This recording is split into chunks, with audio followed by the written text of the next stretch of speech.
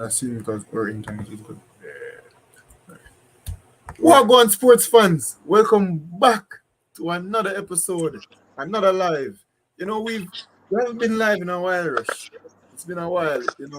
As you can see, I want a haircut, so please don't even pay that any attention. But with all that being said, welcome back to another episode, and a very, very special one today. Yes, sir. And the guest that we're about to bring on, you guys know every single time he's on, there is good information. And discussion There's a bit of controversy at times, all the time. but it's always good entertainment, right? Here we go. So without further ado, let's bring on Mr. Craig Butler. All right. No stranger to the show. How you doing, sir? Fine, yeah. Not so good, but all right. All right. So a new thing I want to introduce. So before we get into all the football talk and the academy and all of that, tell us, how are you doing? How is Craig Butler at this moment? Yeah. Let's just quick check up. Been a while since you've been on the show. Who am I? How are you? How are you? Yeah, Oh, how am I? Yeah. As much as you're willing to share. It's not a good question to ask. Over the last few days, it seems like I may have the cancer come back because my throat. Don't know what's happening, but like my throat been hurting a lot and spitting up lots of blood and stuff. But the show must go on, eh? Yeah, well, in spite of that. You know, 6 months ago I heard I had a clean bill of health. It was gone.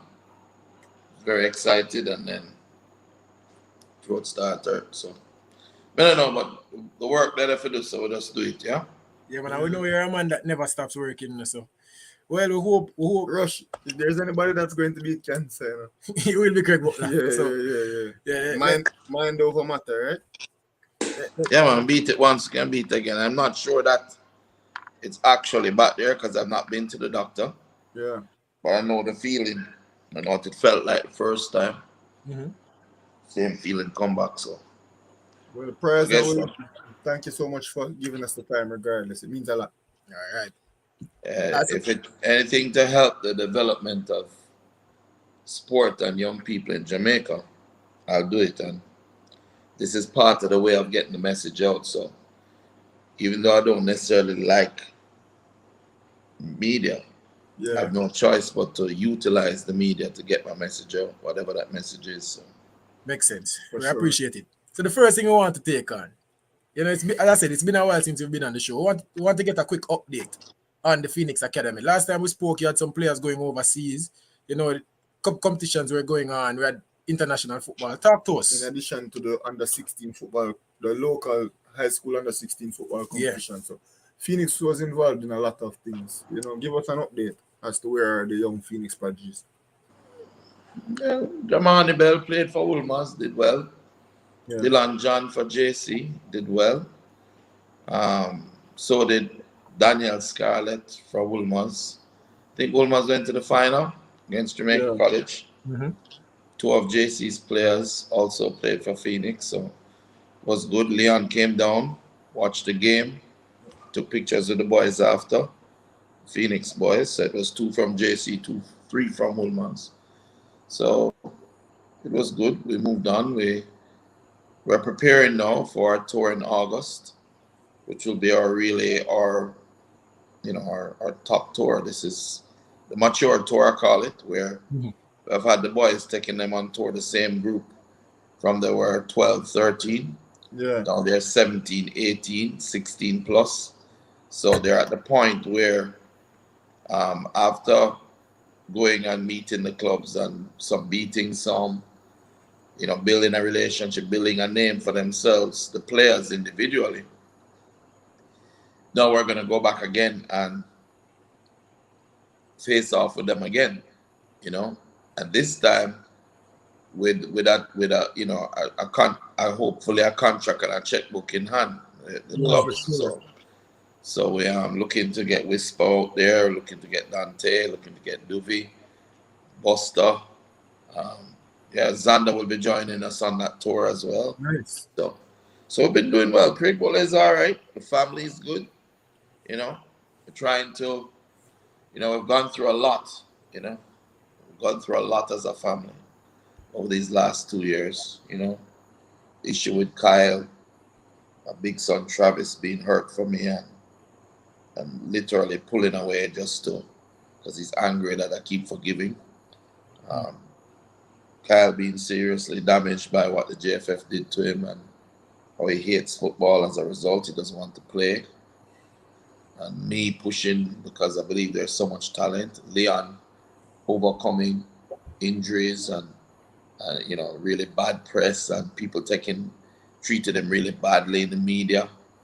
Um, and also becoming a man, coming of age, becoming a dad, becoming more responsible, listening more and focusing and training with me when he was down here, spending time with family on this trip was very important. Even though he had his party times, a lot of time was spent with family, sitting, eating crab and getting solid and ready to take on the season. Lots of good positive things, lots of things to be grateful for. Had an accident, could have lost my grandson, could have lost Leon's girlfriend and Leon's mom, could have destroyed this family, could have lost Sharky. And I hope that lessons are learned, important lessons from all parties. So I am just grateful that my family is healthy. All of them are healthy. All of them are alive. All of them are pushing through. Our Phoenix players, the seniors, Kemar did very well this season. Went to the Europa Conference League with Floriana, top club in Malta. Ema Jackson did very well as well. Martin Davis, not so good, but he's coming back. Yeah, all of them doing well. All of them making their way. New grandchildren, new children coming in. Kemar has his kids. Deco has his kids. He had a little son. Everybody. Kemo Jackson has a little son, a little daughter. Yeah, so Travis has his kids. So the generations are continuing. The mission, it was fulfilled. Football. My goal was to use football as a vehicle to success, to upliftment of inner city kids and other children too. And now to see Travis, a father, a husband, standing up, doing well, and little grandkids coming, little Leo coming over, spoiling him, giving him Coca-Cola and Skittles, Snickers to eat, and he's saying, "Oh, this is so good," because he doesn't get it at home. Yeah, it's really good to be a grandfather. That all the time. People don't realize I have to fight, I have to defend, I have to protect Leon, I have to protect all my players, I have to do what I believe is in their best interest. But it doesn't feel good. It doesn't feel special. It doesn't feel great to have to be dealing with people at the JFF or, Fuzzy, the coach of the under 20 in the way that I had to. But when you're unfair, you're unfair. When you're fighting players who should be there and have the talent to be there, I'm going to do it. That's what I had to do for Leon for so many years. Looking at this JFF now, it's a debacle. Yeah. Poor Sidella. That's a perfect segue into a lot of the things that we want to talk about. But first, we want to comprehensively cover Phoenix. So you said they'll be going on a tour at the end of the summer. Do you mind sharing some of the teams that they will play against this time? Because you do know that it was an enormous success the last time they did a tour of this magnitude. Also, will you update the level of difficulty? Because you beat some of those teams handsomely in the last tour. So is it some of the same type of teams or are you going upper level? Brethren, is Aston Villa the champions of England? The U19 champions of England. FA Cup champions. Crystal Palace, the league champions. You can't go no higher now. You understand? Yeah. Right. In England.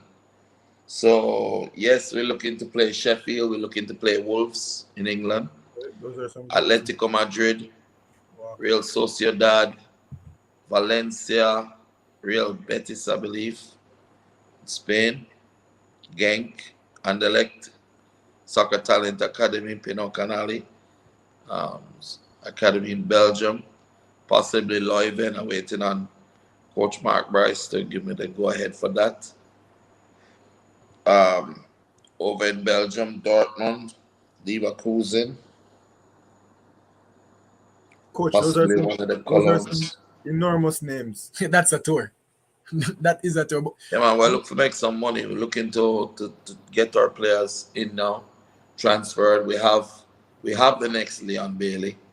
We have a Lukaku. We have a Koulibaly. We have a Steven Gerrard. Yeah. Yeah, we have top players. So, High Coach, level. one thing. Do you mind? I know you're pretty good at naming stuff off your head. So, do you think you could give us a 23 to 30 man squad that will be making this tour right now off the bat? Some names for the people to remember. Sure. So, the three Heading the goalkeepers. list is Dejan Richards, Whisper Richards. All right. Um, Dante Duncan, left winger. Yeah. Buster is his nickname. From St. Kitts, we have last year he was at Jamaica College. This year he's at Mona. Shamar Phillips. He's in the national team, St. Vincent now as well. I'm sure. Xander Bicknell. Denzel McKenzie, who was well loved by Tottenham last time around. Damoy Phillips, call him Nosy. Yeah. Left-footed central defensive midfielder. Really, really, really rare talent. Kante, Romario and Thomas, also known as Kante to us. Yeah. Kicks the ball like Roberto Carlos. He played for Mona last year. Yeah, Scored we a know beautiful exactly goal from way out. You remember him? Yeah, man, for sure. Machine. Dante Peralta. Yeah. Don Hugh Duvy Mitchell. Brick Brian Mullings. Yeah. Portion, the second centre half, was just Yeah. called for Jamaica under 17. Carlton Brown is his name. Of course, Pusai. Of course, our other goalkeeper, RJ. Yeah. Jamani Bell. Dylan John. JC. Yeah, it's That's good talent, man. That's a stellar roster, and something that perpetuates through that roster, Craig, that a lot of people may or may not know is the youth. Like you called some names, Jamani Bell and Portion and so on and so forth. These are all under 20 children. players, yeah. All under 20 Under players. 17. The names that I just mentioned are all under 17. Yeah. These are all children under 17 Coincidence. years old. And the opportunity that you will be giving them, some of them for the second time, it's insane to think about. Yeah. Well, is that the opportunity just giving them is opportunity I'm giving myself because I gotta make some money. That's the key. People don't realize Leon and Kyle were playing under 20 when they were 12 years old. Right. Sean Layton, for example, is going on the trip as well. Yeah. He's just 13. He's played Money Cup, Colts, and Pepsi already. And he's like a veteran in the sport at 13. Can you imagine when he reaches 18 what he's going to be like? How was his performances in the under 16s and under 14s this season? It's very good, very good. But you have to also understand he's at a level and the other players are not at that level. Yeah. So he will make passes that he's expecting a whisper to run down when he's playing with under 13 kids. So he did well, scored some goals. Team did well. I think the Colts team almost made it through to the semifinal. They dropped out at the quarterfinal stage with JC. They just needed a draw, I think, or a win to go through.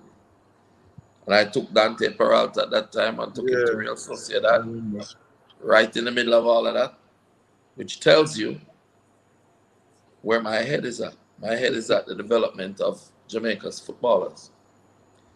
We're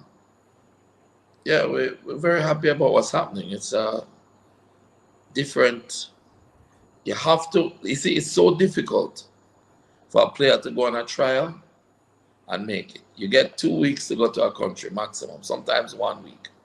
Yeah. You have to adapt to the weather. They speak a different language sometimes. They play a different system than you're used to.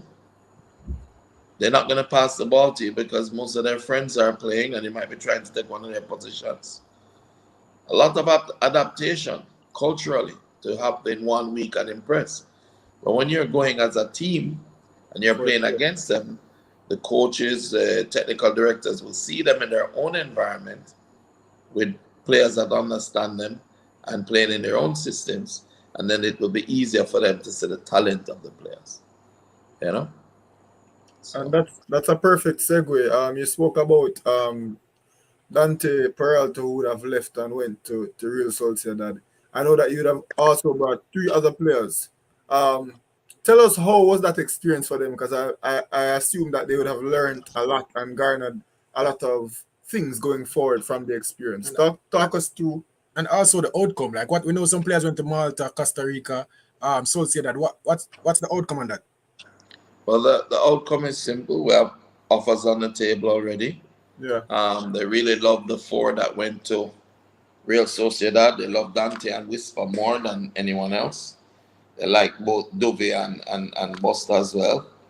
But the age factors for the 2 younger ones would have, stalled it. So they would want them to come back and keep training until they were at the age. One of the things that can happen is that some of the players are closely related and are at the age and are friends. So, say for example, a club from Spain took Duvey, and he's 18 already, right? Yeah. Now, the other 2 boys could go to school and stay with Duvey. So it would be 3 players that could go into that Spanish club because 2 are going to school and nothing. Once they go to school, they go for non-football related reasons, and they started and were going to school and then decided they wanted to play football after. There's nothing that could stop them. FIFA wouldn't ban that or give them any problems because remember, the purpose is not the rule, but the purpose of the rule that is important. The purpose of the rule, the Child Protection Act that they have in terms of players not being able to sign over international borders until they're 18, or be able to play for any club in Europe, say for instance, over 200 kilometers from their home ground, is to protect from agents going into countries like the Congo or into Nigeria and bringing over 10 players. One of them make it and then throw away the other 3 and leave them on the streets of Belgium, because there are some countries that the laws, for example, Belgium, does not deport minors. And so if you do go to Belgium and you decide to stay as a minor with no parents there really isn't anything they can do to stop you because they won't deport you because of the laws in Belgium as a result of the atrocities of the Belgian Congo back in the day. So a lot of agents would go and pick up players, bring them over, don't really take good care of them, and then leave them to suffer on the streets when 1 makes it and the other 9 are out there on the street battering. So FIFA put these rules in place to protect these minors from being exploited. But if you're willing to send a child to one of the top schools in the country and he's going to school and he's getting a proper education, and by the way, he wants to play football, there really isn't any true logical reason to stop him because you're taking care of the kid. And this is where a lot of the education that I gleaned in Europe benefited me with my academy, because we have the funds to send the kids to school. For example, Putty is back, and Jade Clark, both of them went to, along with Whisper, to Brookhouse in England. and they were able to stay there, go to school, play games against Man City, Man United, Aston Villa, etc., and perform and show their quality. When they're now older, even though they can't sign in England because of the work permit rules, they will have tapes and a record that they can show to the Belgian clubs, the Dutch clubs, the French clubs, the Spanish clubs, as to what they are capable of doing, and we'll have an opportunity there. So that's what this tour is about, and that's what we're going to be doing. We hopefully can win some games. We can learn some more. I'm sure Dante and Whisper, they learned about the professionalism. They learned about the differences in culture, football culture, and how they're playing. Whisper, who's used to getting a lot of through passes and running them down, was in a team that would tick, tick, tick, and pass all the way down to the goal line and come all the way back up, because that's how the Spanish play. And until they got used to what his talents were, they wouldn't see him for anything more than someone to pass the ball back with his back to goal, play to back to goal, lay to them, and eventually finish that process. And technical ability. Yeah, so that is where the differences were, and they learn different systems, and they realize the more that they see the different systems of different countries, they realize why our system is so important to develop and to spread as a nation, because it will be consistent with what our genetics are, what our strengths are, and that is what we've been doing. All right. You mentioned a name a while ago, and we have to talk about it. Now we're going to transition a little bit to international football.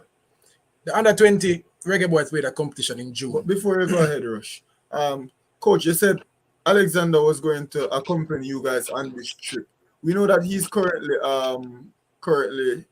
I'm not sure if he's contractually tied to a team or he just goes to school in the area and plays for the club. I'm not sure his contract situation, but will he be permitted to participate? Will that affect him contractually? He doesn't have a professional contract with the club. Okay. He's a youth player at the club, so there's nothing to stop him from going. Perfect. All right. The under-20 competition now. Some notable omissions. One being Whisper. Right. What happened? And I'll say, my opinion would have been at least a top three. Not necessarily, but Whisper would have at least one of the three best players on this team, who I think was a talented team. Yes. Can you shed more light as to why your standout youth player wasn't involved? And we know that he submitted by the admission of Mr. Speed that 20 players were selected, or his best players were given to the JFF. And we saw some big omissions. Talk to us about that. You really don't know? No, give us clarity. We personally have been digging so hard to try and find. We've been hearing so many things, and we have our assumptions. You made one that under 17. I've heard he is hurt. I've heard he's not hurt.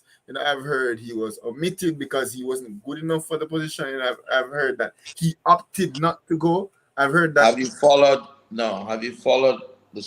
my social media? Yeah. If you follow my social media, you've seen Whisper playing games at the same time that they're playing and scoring and dazzling people. Exactly. So he could not have been hurt. Which is why I want clarity from you right now. Yeah, he got a little knock on the knee, but didn't stop him from training for a minute. Right. Didn't stop him from going to Real Sociedad and impressing. Yeah. Yeah? So the reality of it is, and I keep saying this to you guys, that you need to understand that there's severe corruption in Jamaica's football. Why would Leon Bailey be in the second team of KRC Genk, dominating, and at 18 breaking through into the first team, goal of the season for the Europa Cup as an 18-year-old, all Europa, and not be selected for Jamaica's under-20? Biggest travesty in Jamaican football sports history. The biggest travesty. Meanwhile, there were players who to this day, the highest level of football he could accomplish was to be in the 6th division of the English football, and he quit after half a season. And he was in that team. And Leon and Kyle, Leon in the first team and Kyle, top scorer in the second team of Genk, were not called. It is for the same reason that Dujon Richards and Donhue Mitchell and Dante Peralta were not called. And those three are just sparing, because we have players who should have been called, should have played. You don't go to the champions of the English FA and beat them by 7 goals, score 7 goals on them, and then almost a year later, you're calling players from teams that team that you beat 7-0, 7-4, demolished, and you're calling those players. But your own players that beat the champions of England, you have chosen to ignore. So it cannot be because of the talent of the players. Definitely not. So what is the real reason? People could say, well, they don't like Craig Butler, and Craig Butler manages them. But that's not the real reason. The real reason is that if they, as I said, boss, if they get a contract from going on this, who will benefit? The person that will benefit if Dujon Richards signs a professional contract now is Dujon Richards or Dial Richards and Craig Butler. Right. Not Rudolph Speed. Not her name, Marcel Gale. But Craig Butler or Dial Richards, Dujon Richards and family. So if you won't be getting any benefit from it, you need to try and put your players on that showcase with the hope that your players will pick up something. Andy Heron, who was one of the scouts that came down to Jamaica, and he's a chief scout for the Chicago Fury and a former national player for Costa Rica. I think we were on a show. Yeah, we spoke together about the with him, great pleasure of speaking with him. Yeah, for sure. Yeah, Andy was at the tournament. And I asked Andy a very simple question. I said, Andy, do you see any players that were better than the Phoenix players? And his answer was, absolutely not the players that I saw at Phoenix. Unless there's some other players that are there that are no good, but not those.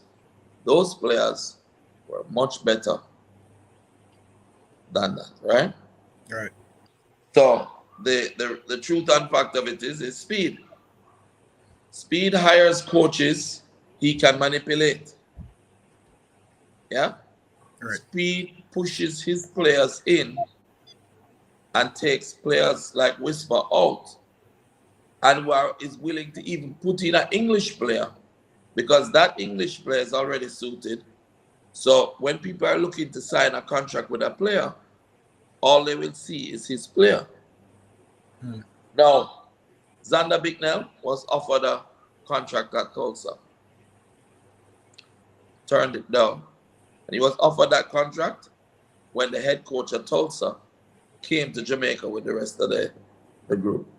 Xander turned it down. Kyle was offered a contract at Tulsa. He also turned it down because we said second division in the American League, the USL, really isn't the level that our top talents should be going. Yeah. Yeah. But Speed is more than happy to send Pearson there. Yeah. And he's more than happy to get any opportunity he can for his players to the detriment of Jamaica's performance. That's not the best talents going. Because to that point, Mr. Butler, we saw a weird omission. We're not sure with Hutchinson, Right. and it just so happens that Hutchinson plays in the same position as some of those top players that you just mentioned. And it's so weird that this is a guy who accepted a national call up to play a meaningless game in Catalonia. He was here with the under 20s, but for one reason or the other, like he cannot get cleared to play. His documents cannot be sorted out. And some would believe that may be deliberate on the part of the administration, because had Hutchinson been a part of the team, he would have dispossessed a few of those players you just mentioned. What is your take on that point? Let me give you a good example. Donahue Mitchell, right?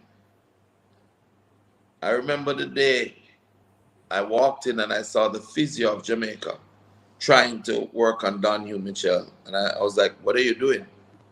What are you doing with my player? So he says, well, I need to massage and work. I said, no, you don't need to do anything. He's fine. Next thing he was trying to say is that he was injured and he couldn't play.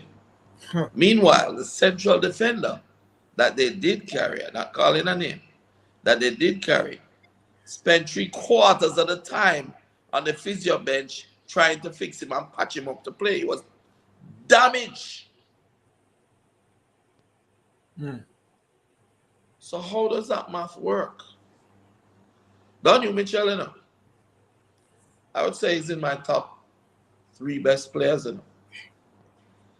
He's massive, intelligent, smart, strong, skilled.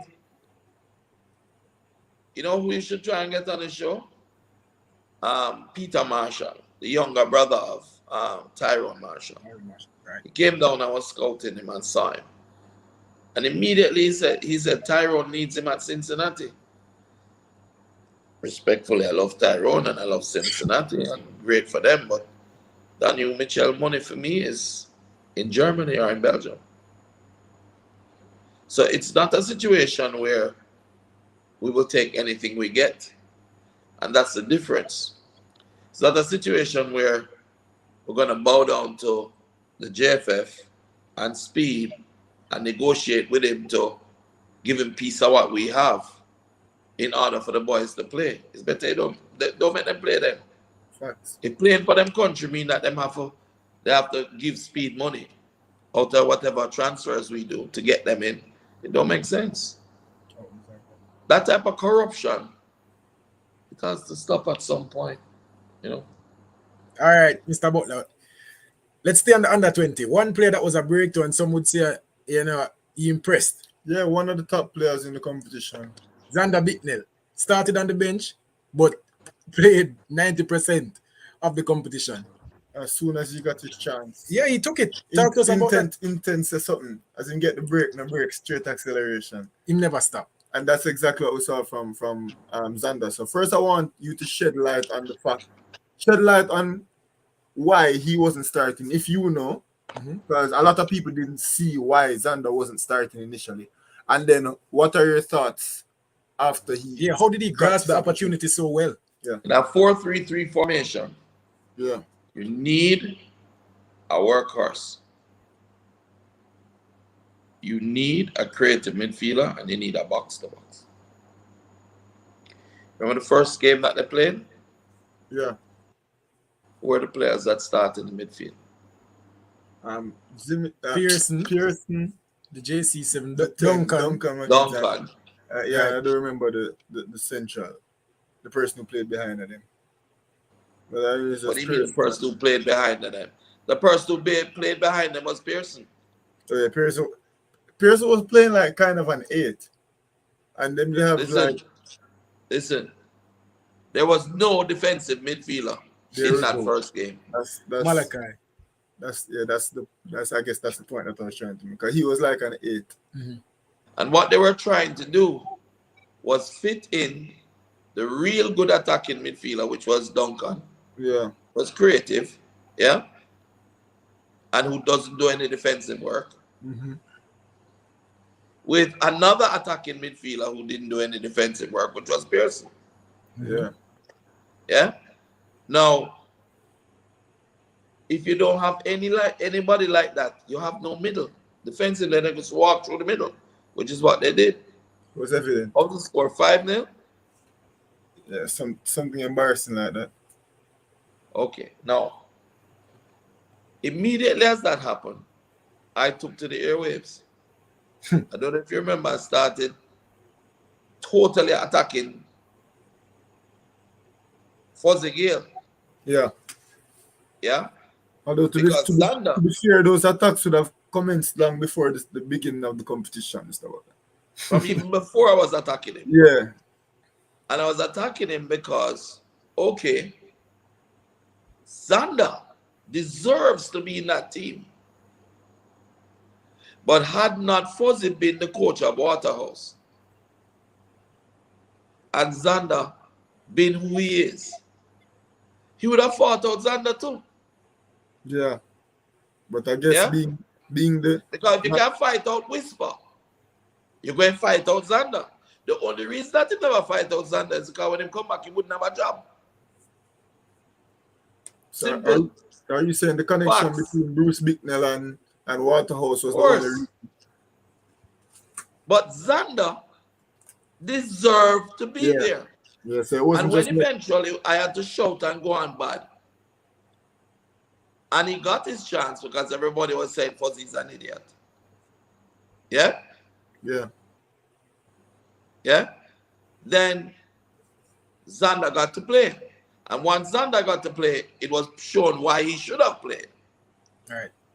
But had nothing been said and everything was cool, Fuzzy would have right Xander straight on the bench throughout the whole competition, trying to sell Speed's players so that he can continue to get benefits out of the JFF. This is how the football here works. Now, if you were me and you saw all of this happening, wouldn't you be calling for the heads of the JFF? Of course. Wouldn't you be saying at this point, Speed needs to go? Did you see any form of a system being played? It's hard to see one.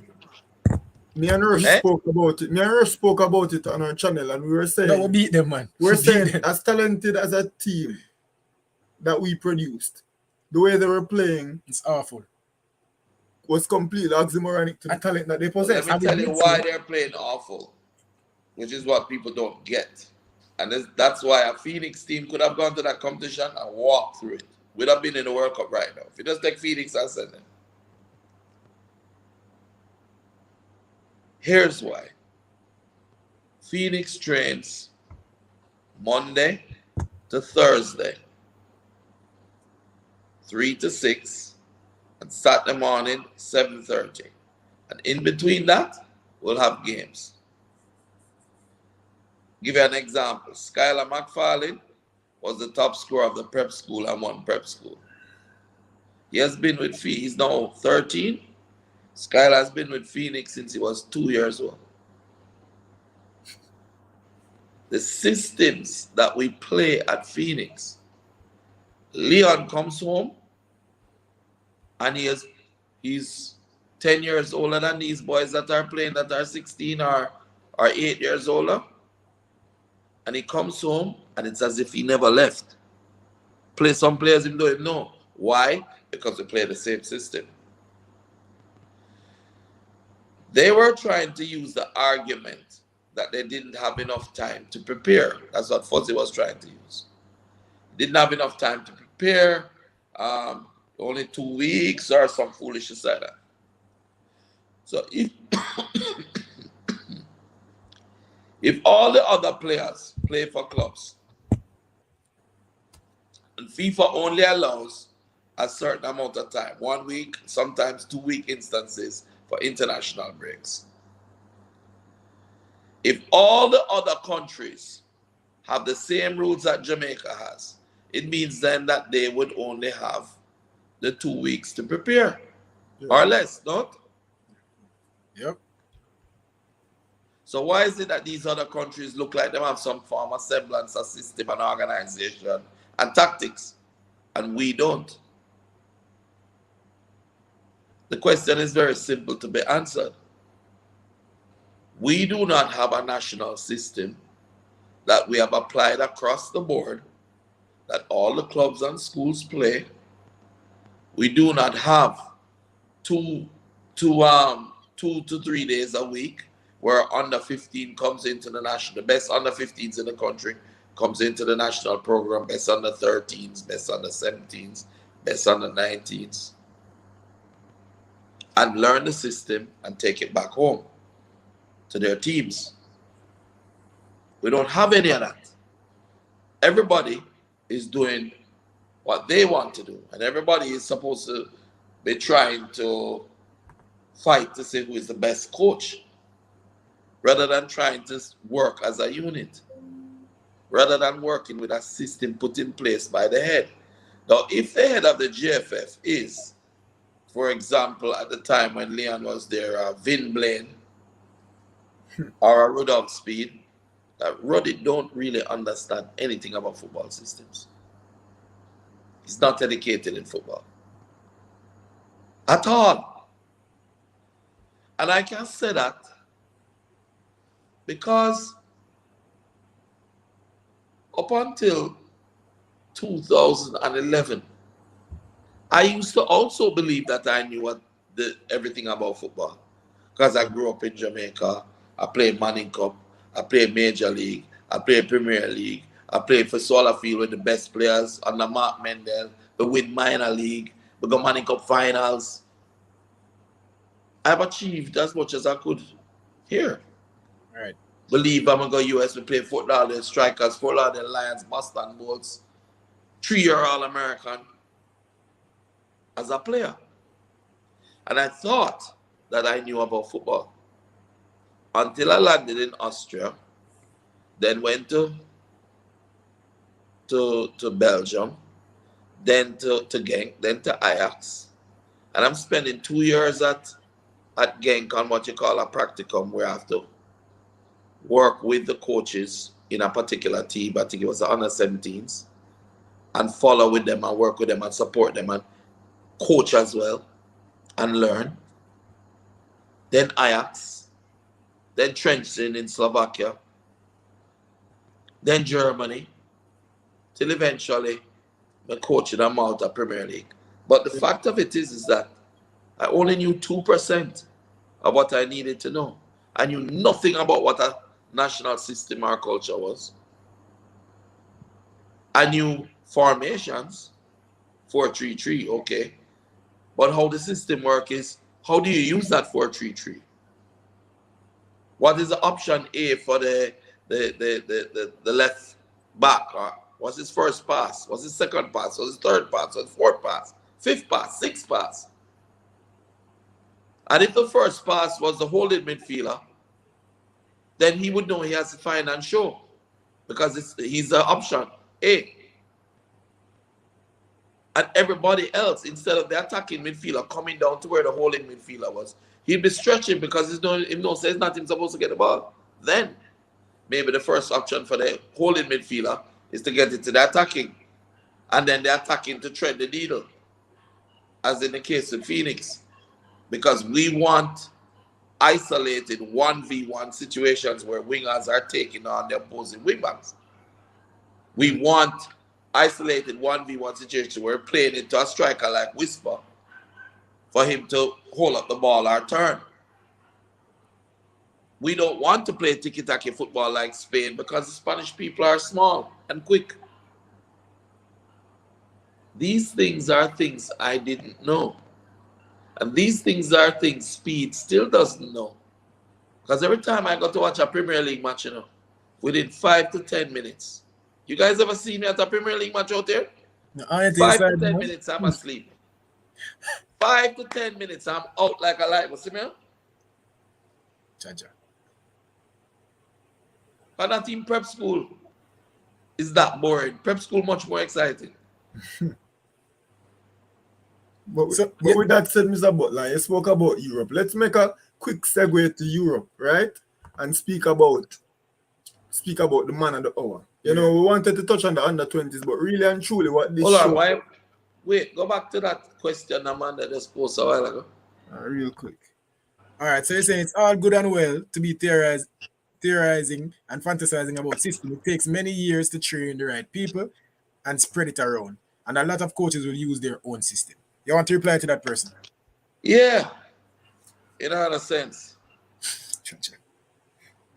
Listen, sorry. You might have some sense, but that's just like a whole, you know.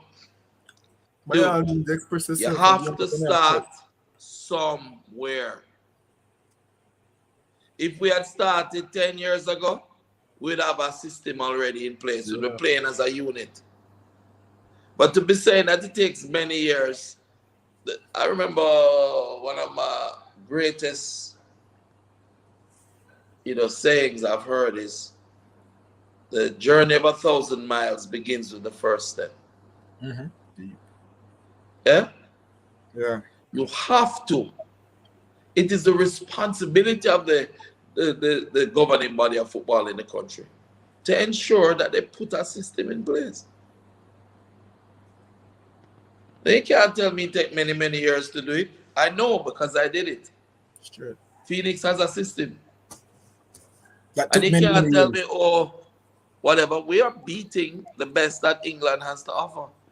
We beat Genk, which was the best that Belgium had to offer.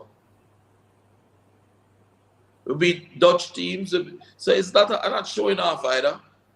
I'm saying that we can all do it. I'm saying that they probably have better raw materials than Whisper out there. But we don't chisel out Whisper already. Mm-hmm. Can you imagine if we were able to honor large wholesale, which is now 10, 15 Whispers at a time? Because of the system that we play, with the understanding.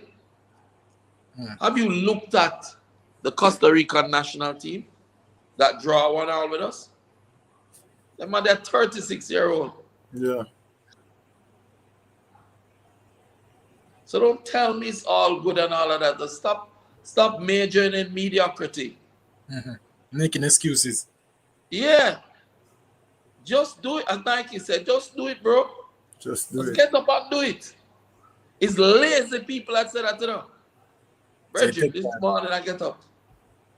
I'm just a cough up and I spit up blood. 6:30 in the morning. And at 7:30 in the morning, I'm on the pitch, coaching. Have my phone same time. I look about Leon business. I look about Phoenix business. I organize a trip. I talk to the clubs and getting invitation letters, whatever. Don't tell me it takes many years. I did it. I cleaned toilets, bro. I went and braved that cold to learn so that I can implement it here.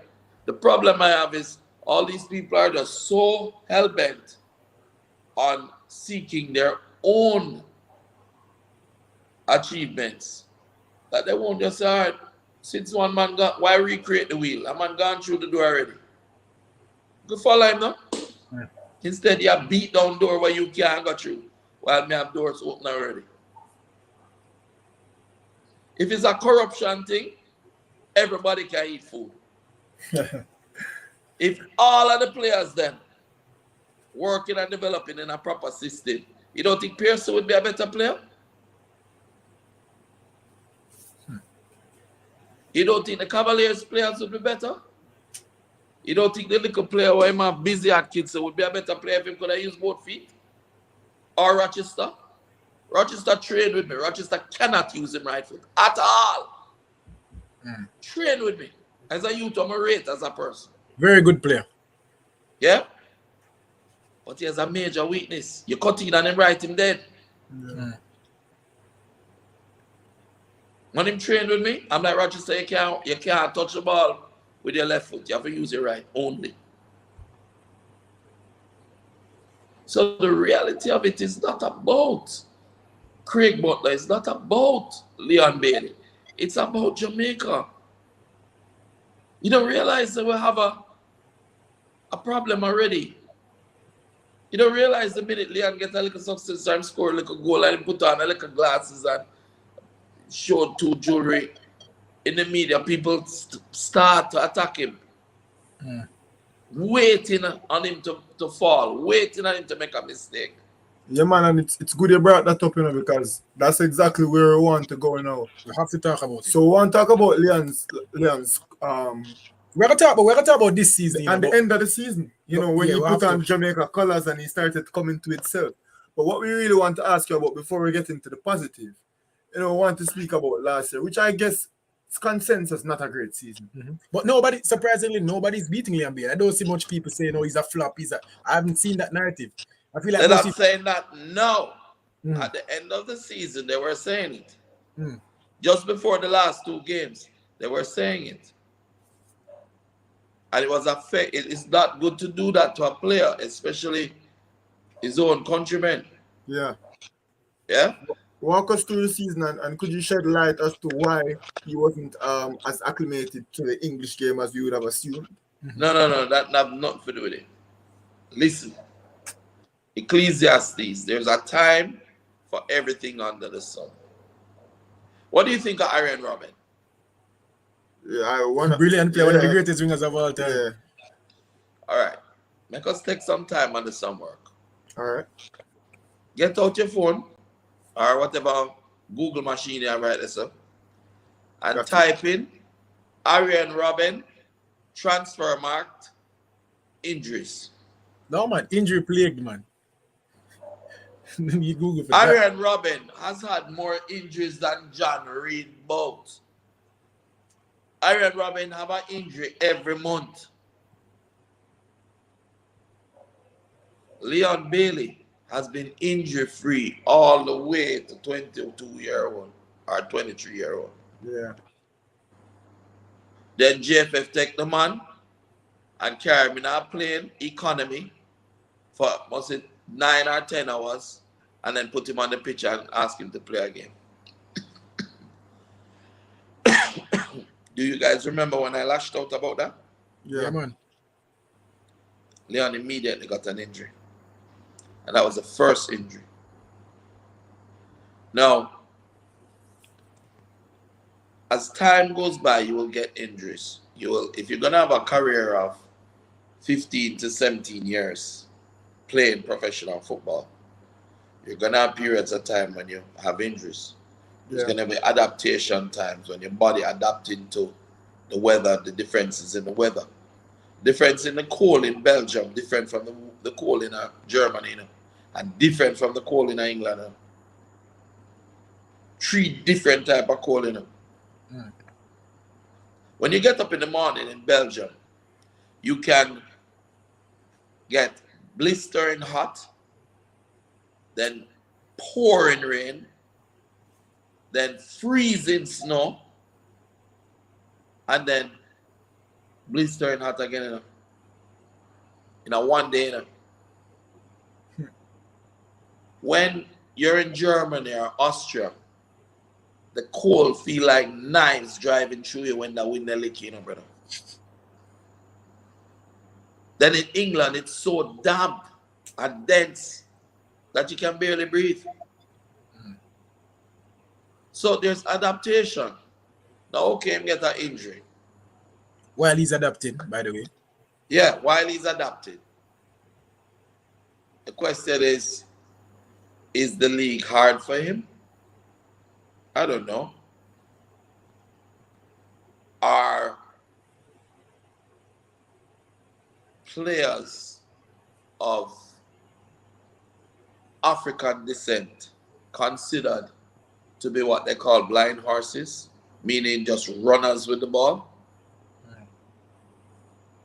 Is the average coach thinking of creativity, skill plus speed, or is he just thinking of speed alone for Leon Bailey? Because remember now, when you look at 90% of the wingers in the English Premier League, where are they from? 90% of the wingers. Well, a lot of the wingers are African descent. Where else are they from, though? Yeah, a lot of Africans. You mean like which country? Raheem Sterling come from Jamaica. Yeah. Coutinho, where him come from? Brazil. Robin, where him come from? Netherlands. De Bruyne, where him come from? Belgium. Not a winger, but Belgium. Not a winger, but Hazard, where him come from? Belgium. Benteke, Mane, where him Salah. come from? Lukaku, where him come from? The point I'm making is they have imported mostly the creative players that they have in the English Premier League. Yeah. If many of the coaches from England, raised in England, are mostly hard-working coaches, how well will he understand the creativity of a Leon Bailey or Aaron Robin type player if he's just a hard-nosed, hard-working coach? What type of player was Steven Gerrard? Workhorse, Skill? man. Not at Skill all. player? Well, it depends what you call skill. Because you say his skill. Yeah. At his job. But not flashy. Not yeah, flamboyant at all. Yeah. Steven Gerrard was one of the players I respected the most in the league. He does Steven Gerrard will run you down right down to him own 6-yard box and tackle you.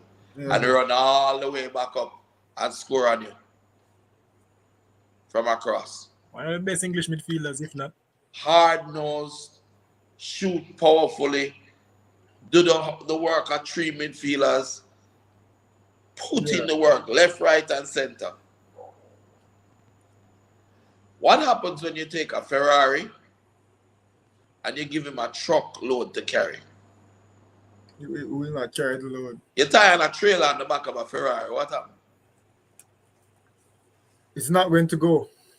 It's going to spin those tires till them burn off. Yeah. But if you utilize the Ferrari for what it's designed for, which is to run races, to take corners well, yeah, then what will happen? They'll be effective. Is the point I'm hearing is that Leon Bailey wasn't used properly? Is that the point you're trying to make? Was Leon Bailey used on the wings? He was when he just went to Aston Villa? Under Dean Smith? Yeah. Leon Bailey played a lot of positions, you know. He played in the middle, he played forward, he played on the wings. He didn't have a set position. Okay. Now, again, what were they looking for? Were they looking for the creativity of the Leon Bailey, or were they looking for the asking Leon Bailey to run hard, work hard, sprint hard, press, do all of the work? Yeah, we saw Leon Bailey. But even recently, we still see Leon Bailey working hard and tackling and pressing and Listen, stuff like that. he's going to work hard. He's going to press. He has adapted to the game now. But he's also not going to abandon what makes Leon Bailey Leon Bailey. Yeah. Because if you take that out of the loop, he cannot compete physically with some of them hard-working monsters what them have up there. Just won't. Yeah? His edge is his creativity. His edge is his speed. His edge is his being able to turn on a dime. That's his edge. His edge is to be able to break down and mash up opposing defenders. Yeah. Till them foul him and kick him foot and dash him away. That's Leon's edge. And the day you take that from him is the day that he's just a normal mediocre player. So the coaches have to allow him to be who he was designed to be. When I was building Leon, I wasn't building a player that couldn't run. I was building a sprinter that could play creative, intelligent football. And that's what he is. When he cut it off the wing versus Manu, that's signature Phoenix training that's in, brother. Yeah. That's something we do every single day. Go down the wing, dip and cut, skill set, cut in, whip to the far post.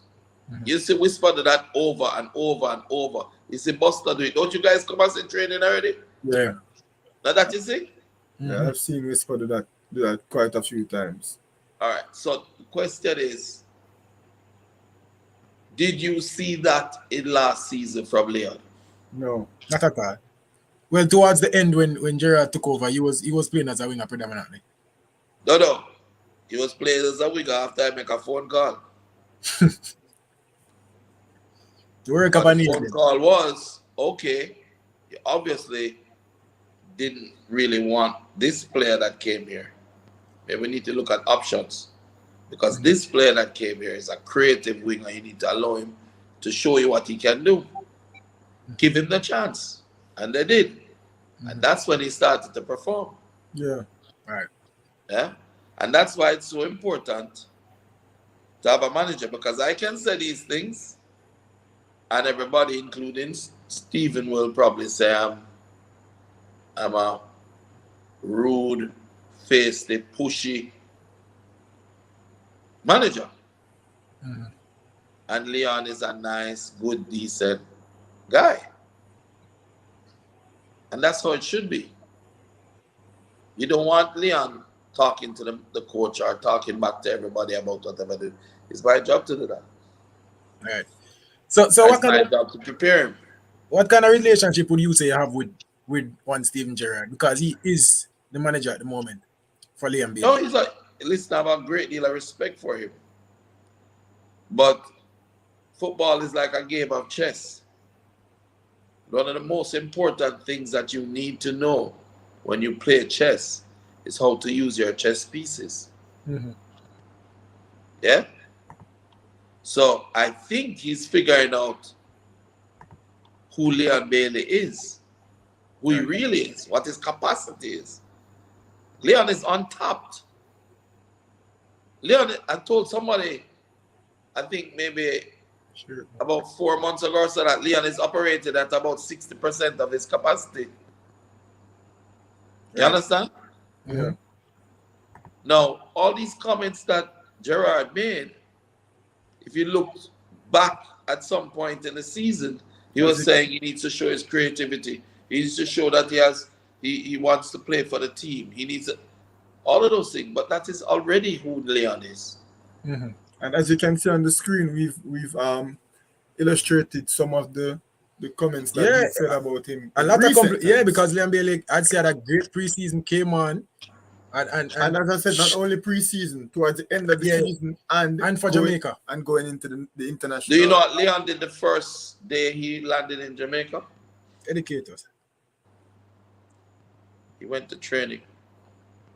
He'd see that, and he did say coming back with a bang or something to that effect. He said he's come back in preseason a different player. Leon came home. We worked on that ankle. I pushed him a lot. We did some of the drills that I always want to do with him. Get him focused. Played for Jamaica. They had a brilliant game against Mexico. A brilliant game before that. Yeah. Continued. He focused on family, spending time with family, spending time with his kid, his girlfriend. He went out to the mineral baths out in St. Thomas. Mud bath them, Went out on the boat with me and we spent time out there together as a family. Boxed up some lobster and some crab and come in and love them thing there. Lobster and crab and fish and whatever. Spend some time together. Enjoy his time with his friends. And go back ready to do the work. Yeah.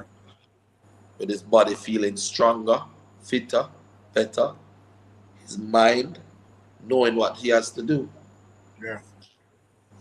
I keep telling the people that adaptation is not an easy thing, Yeah, it's not. True. Walk us through his international window, because as World Cup qualifiers tapered off, we began to see Leon Bailey come into his own to become a leader. We've all seen it. And spoke but about walk us through him finally having some class games in recent times. Playing his best games for Jamaica. Yeah. What is the difference between Leon that played under Tapa Whitmore One of our and problems. Leon that played with Paul Hall? You know the difference? He's not getting the ball to his head. He's getting the ball in space to run at it, to his feet, to do things with it. The ball is not coming up here. One difference that I've seen is the free roll. Yeah. That's the biggest. Paul Hall said he's going to build a team around Leon Bailey. Yeah. He did. So Leon got more balls. That's the only difference. Mm-hmm. You give him more ball, and you give him more creativity. You give him more ball, and make more passes. You give him more ball, and take on defenders more. You give him more ball, and be more excited and passionate about the game. You saw the gunshot that came off of his head against Mexico. It's a gunshot at the brother and chipping down normally buck. Yeah. Brilliant goal, by the way. But overall, he just had a good game. But the run, 75 minutes. if you look at the run though, you run out, in, cut cross, and finish. Something we were practicing in training about maybe a week and a half, 2 weeks before. I would think whenever you see me coaching, you see we go like this to the player. Meaning draw the defender out there, then attack the ball. And I mean, I'm not taking credit for that goal. That was brilliant. And we see a brewing connection between him and Shamar Nicholson. Speak to us about, because I think, in my opinion, going forward, it's Leon Bailey and Shamar Nicholson's team for the next 2 World Cup campaigns. And whoever want to fight for the left midfield or the left wing spot, you fight over there. So, talk to us about that growing dynamic between one. Look here, when is the next World Cup qualifier starting? 2024. How old would Whisper be? 19. How old would Xander be? 19 or 20, right? 20. Yeah. How old would Duvey be? He's 18 now. Yeah, 20. No? 2024, yeah. He'll be 20. Yeah. You have a team, you know. This is the thing about the Trojan horse. So anyhow we get them on their JFF to either leave or to listen, you'll have a team that already has a system. Because if Duvey, Whisper, Xander, players like Rochester coming through. Yeah. Pusai, the goalkeeper, he's 6'4" already. A mass. I mean, there's a kid that when him kick the ball, a goal kick, it lands in the opponent's 18-yard box. That is NFL material. Kicker. When you have players like that who already understand how to play, as Shamar Nicholson was played at an international level. And McGee, if he ever fixes his right foot and his loyalty, his character. A Duncan, if he ever begins to know when. Yeah. With a young Jamani Bell coming through, a Dylan John come through, a Denzel McKenzie come through. You have a rotty team. For sure. That is a ready-made system there waiting. And one thing I like about what you just did, Craig Butler, you included a lot of people who weren't associated with Phoenix. Because it's not about Phoenix, it's about Jamaica. I keep saying that. Yeah. Phoenix is the microcosm that was designed and built to show the rest of the country what they should be doing. I don't do Phoenix because I just want to have an academy or whatever. We do Phoenix because this is the example which everybody should be following. Sure. I've looked at the group because I've made the calls already. And Whisper's dad is going to Belgium to do his practicum with Pino Canali at Soccer Talent in Genk, and also to do his European badges. Why? Well, Craig Butler's throat now work too good. Yeah. I don't know how much longer I'm going to be able to scream across a pitch. Legacy is important. succession planning is important. I said to the ISA people that the top three Money Cup and the Costa Cup teams, the coaches from there are their assistants. I'm willing to send on practicums into the clubs in Belgium that I know and in Spain that I know, so that they can get an understanding of how the internal wranglings of a top professional club works, how the trainings really go, so they can learn. Why not just take it and just make it 6 Phoenix coaches and send them, or 6 of my Phoenix coaches that are graduating or retiring now from professional football? Why not just send them then? If it's all about Phoenix, it's not all about Phoenix. It's about Jamaica. You know, when the players come to Phoenix and train, and they say they want to come to Phoenix, I say absolutely not. You can train with us, but you have to play for your team. Show loyalty to the club you come from. Rochester, train with us all the time. Could have cut speed through a long time with him if I wanted to. I said, no, that's who develop you. That's who providing for you. That's who giving you a player house to sleep at and paying you a salary. Show loyalty. You can come train with me and I help you with your technical. Coach, you want to manage me to him. So, okay, well, we'll see what happens. You see, there's a saying, the same fork or stick sheep, stick goat. So say you're a player that is from Cavaliers that is willing to sell out Cavaliers to come to me. If a man come and offer better than what I have, you're going to sell me out too. So it don't make sense trying to run down a player from another club. It don't make sense trying to force the player to leave, to go to your club. And I look at all the players that left us because they felt it was greed of pasture, because Phoenix was under pressure from the bands. Sean Laws, Jason Wright. After they played in that national under 17, they never went any further. They never had anybody supporting them.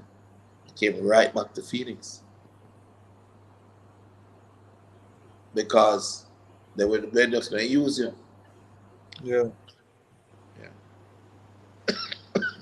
Talk to us about a player you just mentioned, Tariq McGee. If I'm not mistaken, at one point you were representing him and you mentioned trying to get a transfer. Talk to us about that. Give us an update. I feel sorry for Tariq. There's a saying in life, a rolling stone gathers no moss. And I think Greg Butler have the saying them, you know. And if you're not patient and loyal, you will not get the success that you want.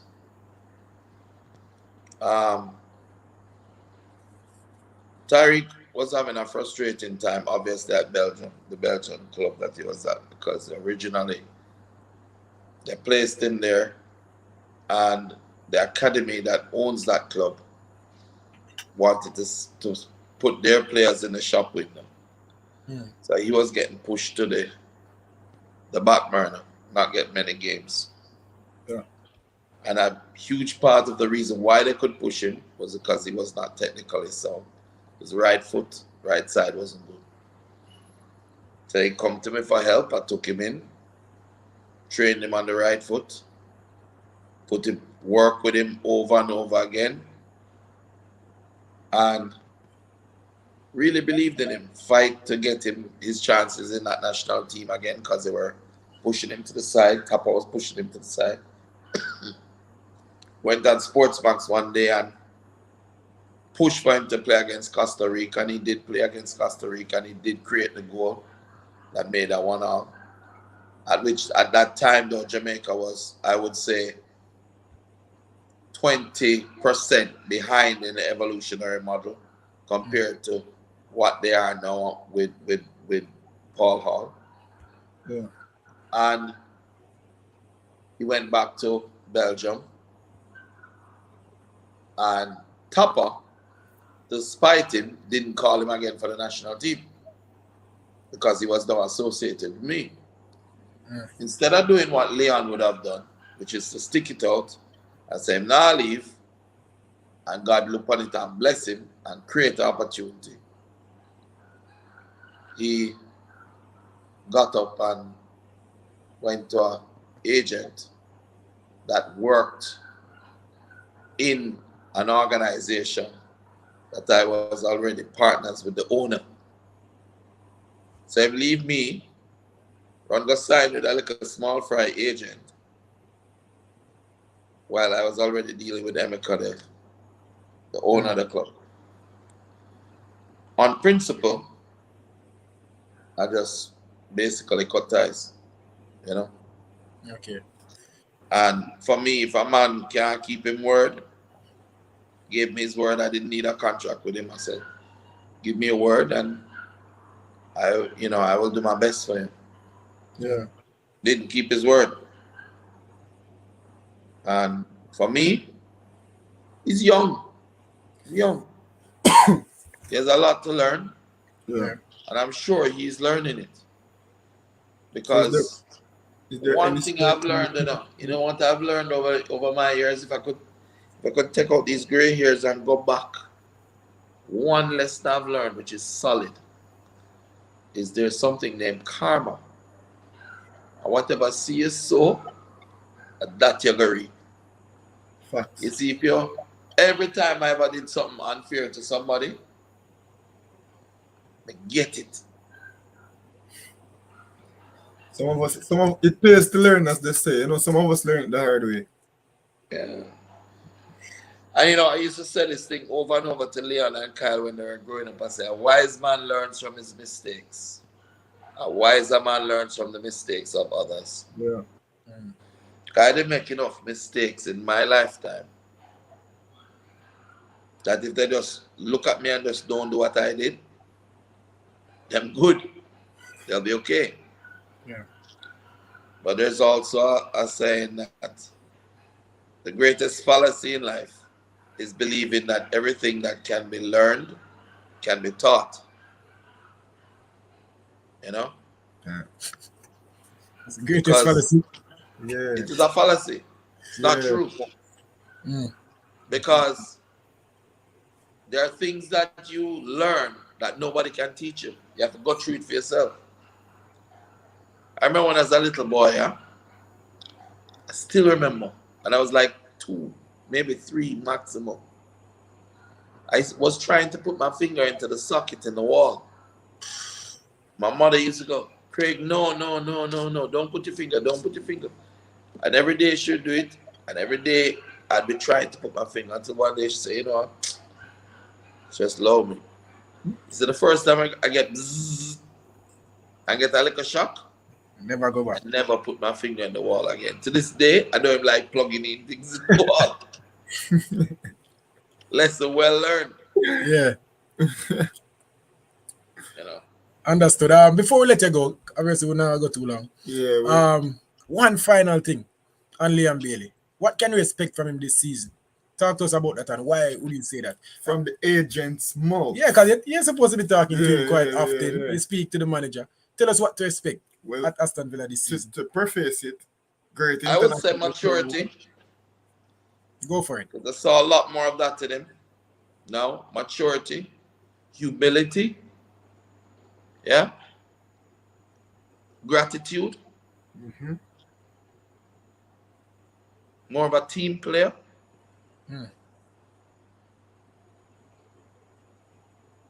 No respect for the opponents. Yeah. In terms of taking them on, believing in himself, knowing that the whole nation is behind him and loving him and believing in him. For sure. He'll get the job. That means a lot to him. That's like fuel in a brother. I think he will do well this season in the Premier League. I think he will take it by storm. I think Aston Villa will do well. They have a strong team. And I think because of what his tools are, what he carries in his tool bag to work, he'll be used more and a lot more respect will be given to him. What I still am not seeing and I want to see more of is him involved with the free kicks and the corners because he's a dead ball specialist. Yeah. When you have And Coutinho at a team, it's going to be hard. That's a hard one, Craig. I say when you have Coutinho on a team that you are on, it's going to be hard to be taking all those dead balls. Coutinho did well, but Leon Bailey scored 2 goals, two free kicks against the Champions League champions Bayern Munich, against one of the best keepers in the world now, yeah. And did score from a corner last season, so. Yeah, score from a corner. I mean, he knows what he's doing. He's good at it. We've spent hours and hours all these years working on dead ball situations. Right. And he's good at it. Very good at it. So if Steven Gerrard ever watches this, he needs to know that if he gives Leon Bailey free kicks, he's going to score. Yeah. You know?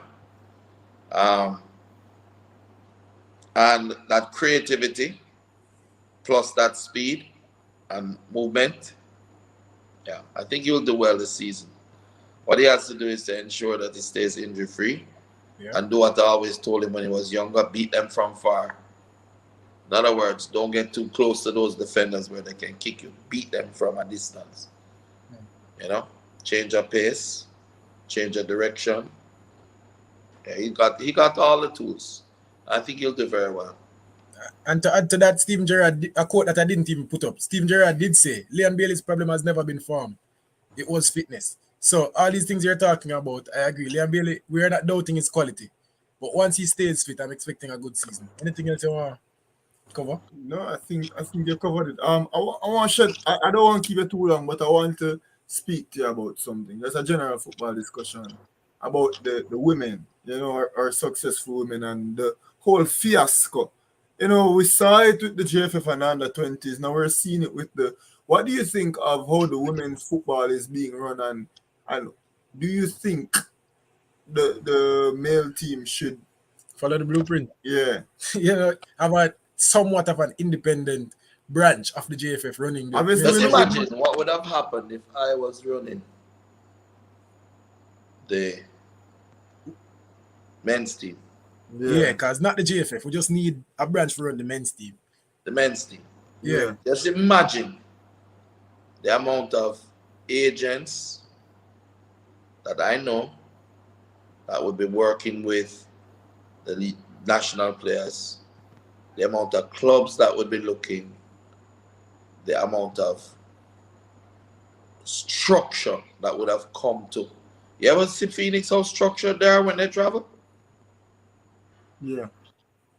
Phoenix is so structured that we can send a 15-year-old, Nicola Bicknell and Shelley McFarlane to England to do a 13 match in 2 weeks.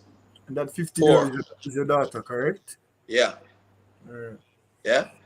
And between those women and that young girl, they ran that team like a well-oiled machine. Hotel, travel, airline, visa, bookings, down to sightseeing, locked in.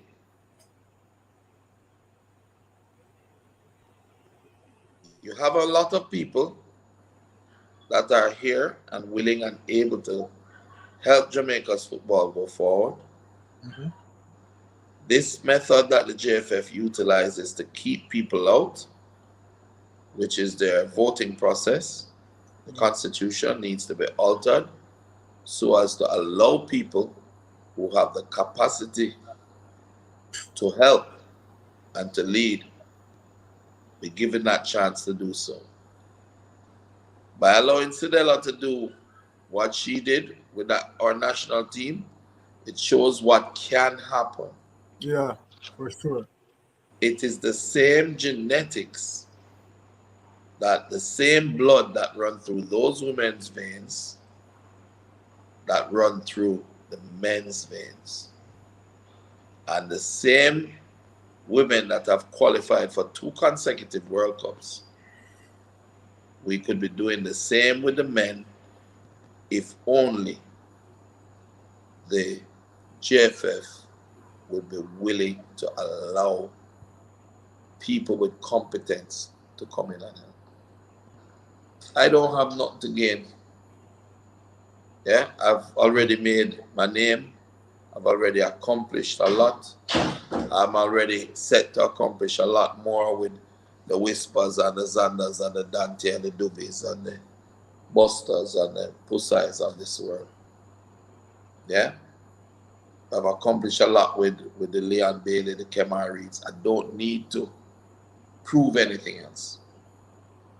What I would love to see though is for a team with a Chris Williams, a Ali McNabb, yeah, a Laura Butler for corporate, for training, public speaking, and image projection. Sophie, I'll just say Sophie for now, yeah, who can do the marketing for the JFF. Can you imagine? You want to buy a jersey. You want to buy a jersey, you know, a Leon Bailey national team jersey and can't get it in a Which boy you can't buy? And that's absurd. Do you know how much money is being wasted? Do you know how much people are in the diaspora of New York alone? Do you know how much money could be raised for that national team? We can tell you that we buy jerseys. They have to have creative minds. Just because. Just don't. Do you know how much food places across England, across New York, Jamaican food places there? Do you know how much export and import businesses are running from Jamaica to the US and to England and to, you know, just so much opportunity is there. Do you know how many clubs would love to have relationships with a properly run organization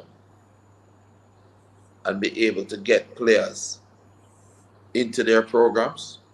Remember, you know, clubs in football world is like, you ever see the thing where the lick of fish, a big fish, a little fish gets eaten by a bigger fish. Then a bigger fish eat that bigger fish. Yeah. Then a bigger fish eat that bigger fish. And then a giant fish eat that fish. That's how the football world stays, you know? Right. So you start at a smaller club. A bigger club take you and then transfer you and make money off it to a bigger club. So till they go to a bigger till they reach. So money is there to be made at all different levels coming up once you take the steps. Just imagine what it would be like if JFF could be trusted in the development of those players. Just imagine what it would be like if, like, you had business and creative minds like myself, Chris Williams, Ali McNabb, late McKnight. I mean, I don't know. How do they sleep at night? Just holding back the country's progress like that. Do you know what it would be like if you had 60 players playing at the level of Leon and making the money Leon could make and assisting and motivating people from their communities?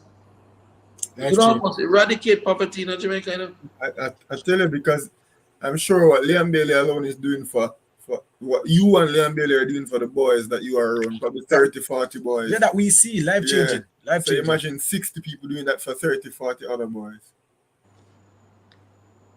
And we can say, like, the Phoenix Academy that we've seen, like, a lot of these boys they're not from, they're not well off. You know, they are boys that sometimes, I'm sure if they would much rather be at Craig Butler's house than home. And you know, so training facilities. Life changing, bro. So you're spot on with that assessment. Why? Sadly though, I'm really tired of doing them show you. But it's like, I feel like John the Baptist's voice howling in the wind. Because it's just deaf ears. You know, deaf ears. I wouldn't necessarily say deaf ears. It's just it isn't falling on the ears that it needs to be falling on.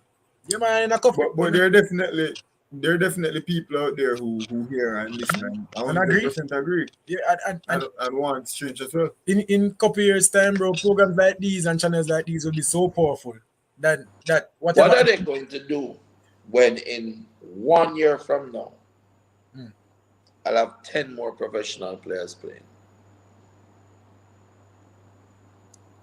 1 year from now, Whisper is 17 and I think November or something like that. So next year in November, he'll be 18.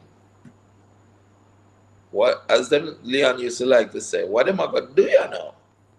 Yeah. When them see them on the bus, them are gonna try keep them out. There became a point where they could not keep Leon anymore out of the program anymore just because his performance was just so loud. You understand? Yeah. What happens when the others are doing that?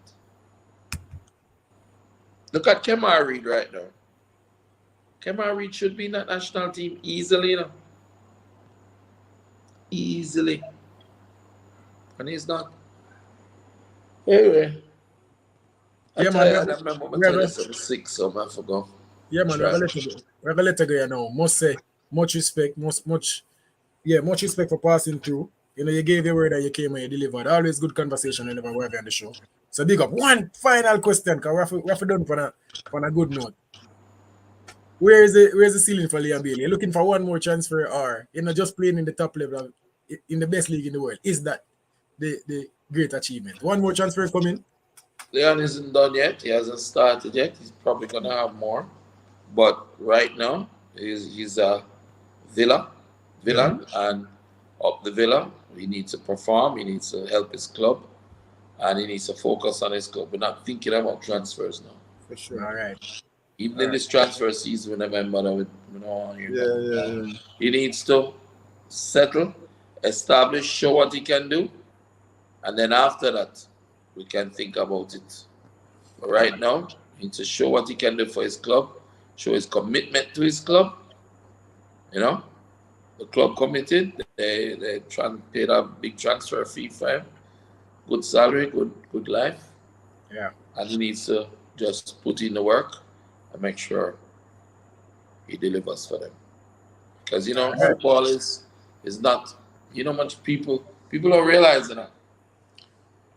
that it is the little man that buys his ticket, spend him little money that him earn and buy him ticket, that pays all those big salaries. Oh yeah. The poor people like us. Every single fan is important.